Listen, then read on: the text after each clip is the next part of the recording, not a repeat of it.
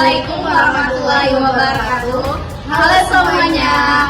Kami dari kelompok 9, mata kuliah Fikih Muamalah 2, kelas Perbankan Syariah 4B. Di sini kami ingin membuat video tentang menjelaskan materi kelompok kami mengenai konsep dialah. Sebelum memulai video, izinkan kami perkenalkan diri. Saya Nazia Aulia dengan NIM 0503233152 dan rekan saya Syarif Hanum Tumanggar dengan NIM 05032333154. Saya Wadi Jasmine dengan NIM 0503232049. Setelah perkenalan diri, kami akan menjelaskan video kami berikut ini. Selamat menonton semuanya. Artian ji'alah. Ji'alah adalah akad atau komitmen satu pihak untuk memberikan imbalan atau hadiah kepada pihak lain atas suatu pekerjaan tertentu yang hasilnya belum pasti tercapai.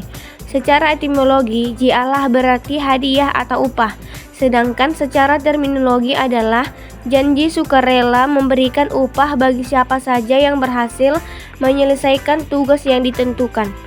Dalam praktiknya, ji'alah identik dengan sayembara, seperti mencari barang hilang atau menyelesaikan tugas tertentu.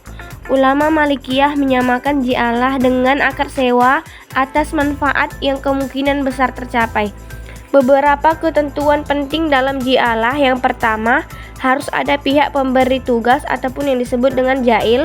Kedua, peserta bisa siapa saja, tergantung konteks kegiatan. Yang ketiga, objek pekerjaan harus halal dan mubah. Yang keempat, upah dapat berupa materi atau jasa. Yang kelima, akad tidak harus menggunakan lafaz tertentu, cukup berlandaskan uruf ataupun kebiasaan masyarakat yang tidak bertentangan dengan syariat. Walaupun ji'alah logis dan memenuhi kebutuhan manusia seperti ijarah dan mudharabah, mazhab Hanafi menolak keabsahan ji'alah karena dinilai mengandung gharar ataupun ketidakpastian yang bisa merugikan salah satu pihak. Dasar hukum ji'alah terdapat dalam Al-Quran. Allah menegaskan memperbolehkan memberikan upah kepada orang yang telah berjasa menemukan barang yang hilang. Jadi dasar hukum ji'alah menurut Al-Quran terdapat dalam firman Allah dalam Quran Surah Yusuf ayat 72 yang memiliki arti penyeru-penyeru itu berkata, kami kehilangan piala raja, dan barang siapa yang dapat mengembalikannya akan memperoleh bahan makanan seberat beban unta dan aku menjamin terhadapnya.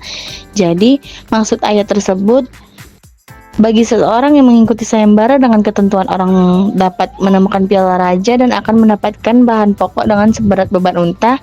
Ketika itu Nabi Yusuf mengikuti sayembara dan beliaulah yang menemukan piala raja, maka beliau yang akan mendapatkan imbalan tersebut. Sementara dasar hukum ji'alah menurut hadis dalam Imam Al-Jamaah, kecuali Imam Nasa'i dari Abu Sa'id Al-Khudri, seketika sekelompok sahabat Rasulullah yang sampai di sebuah perkampungan Arab setelah bepergian dan meminta untuk bersinggah di perkampungan tersebut. Tetapi para penghuni perkampungan tersebut enggan menerima mereka.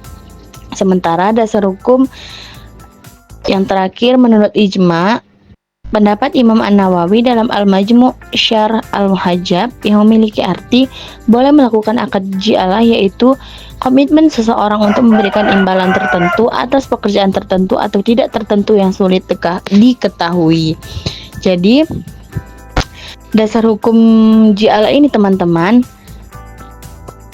tidak memperbolehkan akad ji'alah sebab terdapat unsur gharar di dalamnya.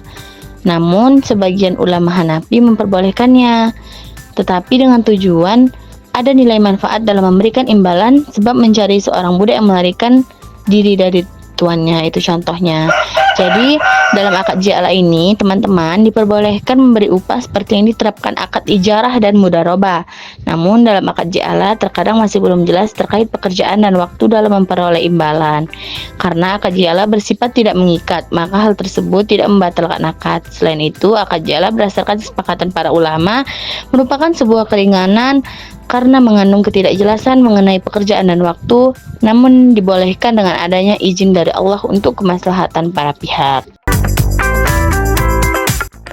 Selanjutnya, rukun akad ji'alah. Dalam menjalankan akad ji'alah, maka harus memperhatikan hal tersebut untuk memenuhi rukun ji'alah. Yang pertama, orang yang menjanjikan memberi upah. Mazhab Maliki, Syafi'i, dan Hambali meyakini bahwa harus ada ucapan atau sigoh dari pihak yang menjanjikan imbalan agar perbuatan tersebut dianggap sah. Perjanjian tersebut berupa izin kepada pemberi imbalan untuk melakukan pekerjaan yang sesuai dengan harapan pemberi imbalan, dan pemberi imbalan juga menyebutkan imbalannya secara jelas.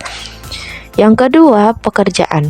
Pekerjaan harus memiliki tingkat kesulitan tertentu, sehingga tidak ada imbalan untuk pekerjaan yang tidak membebani. Kedua, pekerjaan yang diberikan kepadanya bukanlah pekerjaan yang wajib bagi seorang pekerja menurut syar'i. Jika wajib secara syar'i, kemudian ia mengembalikannya, maka ia tidak berhak mendapatkan imbalan. Yang ketiga, pekerja harus mengembalikan barang tersebut kepada pemiliknya. Jika barang tersebut rusak sebelum diserahkan, maka tidak ada kompensasi yang akan dibayarkan. Yang ketiga, upah harus jelas. Upah atau imbalan yang dijanjikan telah ditentukan dan diketahui seseorang sebelum melakukan pekerjaan. Para ulama tidak memberikan batasan waktu minimal dan maksimal. Ulama Hanafi tidak menetapkan pekerjaan terkait awal periode akad. Sedangkan ulama Syafi'i mensyaratkan waktu agar mengetahui awal waktu mendapatkan imbalan yang harus dipenuhi. Yang keempat, lafal. Lafal berarti mengizinkan seseorang yang akan bekerja dalam waktu yang tidak ditentukan. Jika melakukan akad ji'alah tanpa persetujuan dari orang yang menyuruh atau pemilik barang, maka tidak berhak mendapatkan imbalan atas barang yang ditemukan. Intinya, akad ji'alah adalah kewajiban yang didasarkan atas kehendak para pihak, sehingga dalam akad ji'alah tidak akan terjadi tanpa adanya sigoh dari pemberi upah atau ja'il dengan sigoh-sigoh dalam definisi dan sejenisnya. Sigoh ini berisi izin untuk melakukan dengan permintaan yang jelas, menyebutkan imbalan yang jelas dan dituntut secara universal, serta adanya perjanjian untuk memenuhinya.